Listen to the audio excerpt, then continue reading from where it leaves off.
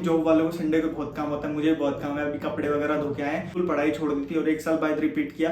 तो बता देता हूँ टाइम कैसे मैनेज करना है। जैसे मेरा, मैं कभी रात को ऐसे 12-12 बजे तक पढ़ उठ के नहीं पढ़। और गाइस 6 सितंबर को मेरा बर्थडे है, तो मैंने एक प्लान किया है बुक डिस्ट्रीब्यूशन का। तो अगर आप, hello guys, welcome back to this channel. तो मेरे पास बहुत सारे डाउट हो रहे थे कि मैं अपनी पढ़ाई को कैसे मैनेज कर रहा हूँ जॉब के साथ। तो आप भी कर सकते हैं, ऐसा कुछ हार्ड एंड फास्ट रूल नहीं है, बस थोड़ा सा आपको टाइम सेट करना पड़ेगा। तो बहुत भाई मतलब ऐसे बोल रहे थे कि नहीं हो पाता, थक जाते हैं या कैसे कैसे। तो मैंने अपना रूटीन भी शेयर किया था, मैंने अपना टाइम टेबल बताया था, पर मैं डिटेल में बता देता हूँ अभी। तो देखो बहुत सीधा सीधा है, दो टाइप के लोग होते हैं। एक तो जिनको एसएससी के बारे में बहुत अच्छे से नॉलेज है, और दूसरे होते हैं जिनको एसएससी के बारे में नॉलेज नहीं है और वो जॉब कर रहे हैं। तो वो कैसे कर सकते हैं, और ये पहले कभी एसएससी की तैयारी करी है। तो जैसे मैं भी पहले एसएससी की तैयारी कर चुका हूँ, तो मुझे एसएससी के बारे में नॉलेज है। तो मुझे उतना टाइम नहीं लगेगा अगर सीखने में। तो मेरे को अगर मिलते हैं 3-4 घंटे भी, तो भी मैं मैनेज कर सकता हूँ। तो देखो, और जिन्होंने एसएससी के बारे में नहीं पढ़ा, बिल्कुल मतलब एसएससी के बारे में नहीं पढ़ा, और वो सोचते हैं कि मैं 2-3 महीने में पढूं और मेरी जॉब लग जाए, तो भाई देखो वो पॉसिबल नहीं है, क्योंकि आपको सिलेबस करने में बहुत टाइम लग जाएगा। अभी बोलते हैं, बता देता हूँ टाइम कैसे मैनेज करना है। जैसे मेरा क्या है कि मैं सुबह जिम भी जाता हूँ और शाम को मेरे को पढ़ना भी होता है। जब मैं पहले तैयारी करता था, मैं लाइब्रेरी वगैरह जाता था, तो मैं मैक्सिमम अपना सुबह ही पढ़ता था। मैं कभी रात को ऐसे 12-12 बजे तक उठ के नहीं पढ़ा। पर अब मेरे को 9 से 12 रात में पढ़ना पड़ता है। पहले मैं इतना नहीं, रात में नहीं पढ़ता था, सुबह ज्यादा पढ़ता था, क्योंकि मेरे को सुबह पढ़ना अच्छा लगता था। और अब वही है, सिचुएशन के हिसाब से मैनेज करना पड़ता है। मेरे को रात में पढ़ना पड़ता है, सुबह मैं जिम जाता हूँ, तो सुबह वैसे भी नहीं हो पाता, क्योंकि सुबह मेरे को 5 कुछ बजे उठना होता है। फिर उसके बाद अपना जिम की तैयारी करते हैं। तो अभी जैसा मैं बता देता हूँ कि आप कैसे मैनेज कर सकते हैं। देखो, अगर आप, मैक्सिमम सबका टाइम होता है 10 से 6 जॉब का टाइम होता है। तो आप जॉब से पहले सुबह जल्दी उठ के पढ़ सकते हैं, कुछ जल्दी उठ के पढ़ सकते हैं। कुछ क्या, जैसे 10 से 6 गए, आप क्या करो, आए, फ्रेश व्रेश हुए, अपने खाना वगैरह खा लो जल्दी से जल्दी। खाना खा के या तो आप सो जाओ, क्योंकि खाना खा के बहुत लोगों को नींद होती है, थकान आती है, तो सो जाओ। और रात में जल्दी उठो, मतलब 3 बजे उठ गए, 3 से 6 पढ़ लिए।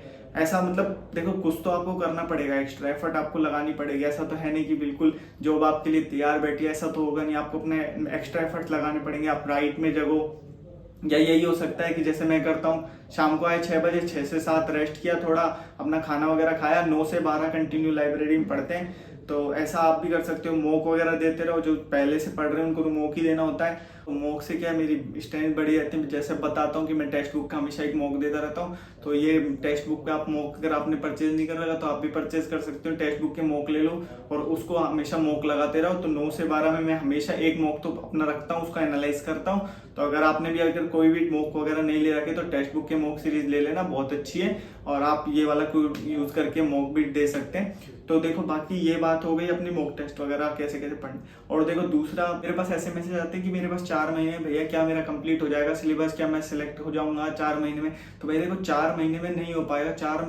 मिनिमम आपको 6 महीने तो कम से कम लग जाएंगे आपको सिलेबस कंप्लीट करने में। और सिलेबस कंप्लीट करना ही नहीं है, क्योंकि प्री, चलो जहाँ पे आप 6 महीने पढ़ के एक बार को आपने प्री भी क्लियर कर लिया, प्री मेंस में भी बहुत टाइम चाहिए होता है। मेंस के लिए भी बहुत, मैथ्स को अच्छे से पढ़ना, बहुत चीजें मैटर करती है, मैथ्स में बहुत टाइम लगता है। तो अभी एक साल पहले बिल्कुल पढ़ाई छोड़ दी थी और एक साल बाद रिपीट किया।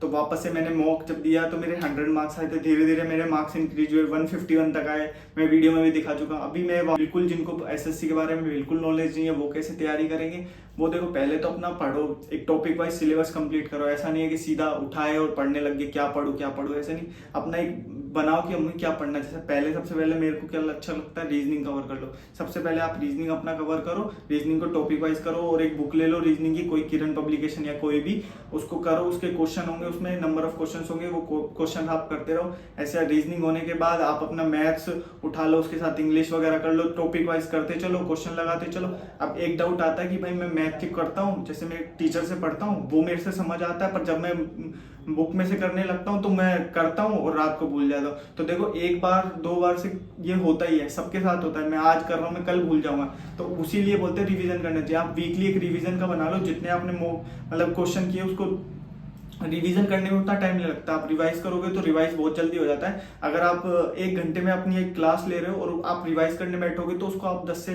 15 मिनट में पूरे अच्छे से रिवाइज कर सकते हो। तो ऐसे एक वीकली रिवीजन का बना लो कि मेरे को वीकली जो मैंने पढ़ा है वो सब मेरे को संडे को रिवाइज करना है। अगर आपको संडे को रेस्ट भी करना है तो रेस्ट भी कर सकते हो। बाकी आप एक दिन वीक में आप बना सकते हो कि आप रिवाइज कर लो। तो बाकी ऐसे ही रहता है। बाकी जॉब वालों को संडे को बहुत काम होता है, मुझे बहुत काम है। अभी कपड़े वगैरह धो के आए, तो ऐसे संडे को बहुत काम होते हैं। तो आप भी अपना मैनेज करो संडे को जैसा। तो जब मेरे इंस्टाग्राम पे 1800 फॉलोअर्स थे तब मैंने इतना नहीं सोचा था, मैं बस अपनी खुद की वीडियो देख के मोटिवेट होता रहता था कि भाई मैं कर सकता हूँ ऐसा। तो मैंने अपना रूटीन बनाया, धीरे धीरे मैं करने लगा। अब मेरे इंस्टाग्राम पे भी ग्रोथ हो गई, पहले 1800 फॉलोअर्स थे, अब से 9000 के अप्रोक्स पहुंच चुका हूँ मैं धीरे धीरे। तो मैं खुद मोटिवेट होता हूँ, मैंने जो वीडियो बनाने लगा तो उससे बहुत लोग मोटिवेट हुए। अब उन लोगों की वजह से मैं और मोटिवेट होता हूँ, मुझे और लगता है कि मैं और आगे और अच्छी तैयारी कर सकता हूँ और कुछ भी पढ़ सकता हूँ। तो देखो पहले आप अपना सिलेबस करो। देखो मेरे को मान लो 1 साल लग रहा है किसी चीज को पढ़ने में, ये जरूर नहीं है आपको भी उतना ही लगे। आप अगर ज्यादा टाइम दे रहे हो, आपकी कैचिंग पावर अच्छी है, तो आप उसको जल्दी भी कर सकते हो। तो ये पर्सन टू पर्सन वेरी करता है कि वो कितनी जल्दी चीजें सीख रहा है। तो बस ऐसे ही होता है कि प्रेफरेंस थी कि ऑफिसर मतलब ऐसा बने, कुछ भी मिले ऑफिसर रैंक कहीं भी जाके कर लेंगे। पर अब जैसे मेरे को महाराष्ट्र सर्किल में है, तो अब इसके बाद मेरे को यहाँ से जाने का ऑप्शन, मतलब मेरे को 1 ईयर हो जाएगा कंप्लीट, और 1 ईयर के बाद रूल 38 अप्लाई करके मैं अपने घर जा सकता हूँ। तो अभी मेरा फोकस अपने घर जाने का, क्योंकि ऑफिसर बन के फिर महाराष्ट्र में जॉब करना वो मेरे प्रेफरेंस नहीं है, क्योंकि अभी मेरे को जाना ही है। अभी मेरे ऑफिसर रैंक पे प्रेफरेंस है, बट पहले होम टाउन बाद में देखेंगे। अभी मेरा होम टाउन जाने का है, क्योंकि अभी मेरा रूल 38 अप्लाई हो जाएगा। 8 सितंबर को मैं अप्लाई करने वाला हूँ, फिर देखते हैं शायद मैं अपने राजस्थान वापस पहुंच जाऊँ। तो बस यही है, पहले तो आप अपनी फैमिली के पास जाने का कोशिश करो, क्योंकि पैसा मैटर करता है पर इतना भी नहीं कि फैमिली से ज़्यादा मैटर करे। एट द एंड तो घर ही जाना है हमें, तो घर के पास कम सैलरी भी ज़्यादा बेटर अच्छी है किसी ऑफिसर रैंक से, क्योंकि बहुत लोग हैं जो बहुत दूर दूर रहते हैं अपनी फैमिली से।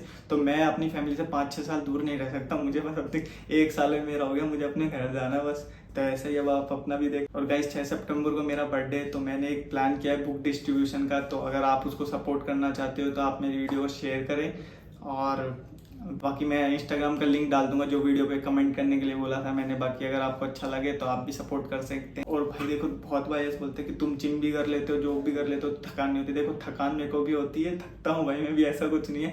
बट जब मैं जिम जाता हूँ ना तो मुझे एनर्जी फील होती है, मतलब जिम के जाने के बाद मुझे अच्छा लगता है, माइंड फ्रेश रहता है। तो उसके बाद आके भी मेरे को, मतलब जिस दिन जिम नहीं जाता था उस दिन ऐसा लगेगा कि भाई आज थक गया हूँ मैं, और जिम जाता हूँ अच्छा लगता है। अब आज संडे, आज जिम नहीं गया हूँ, बट फिर भी अच्छा है। आज कपड़े वगैरह धोए हैं, अपना मस्त काम वाम करा है, अभी फ्री है थोड़ा, तो वीडियो बना रहा हूँ। उसके बाद अभी फिर देखेंगे, कुछ पढ़ना वढ़ना होगा। तो गाइस अगर आपको वीडियो अच्छी लगे तो वीडियो को लाइक करना, चैनल को सब्सक्राइब करना। मिलते हैं फिर से अगली वीडियो में, बाय बाय, टेक केयर।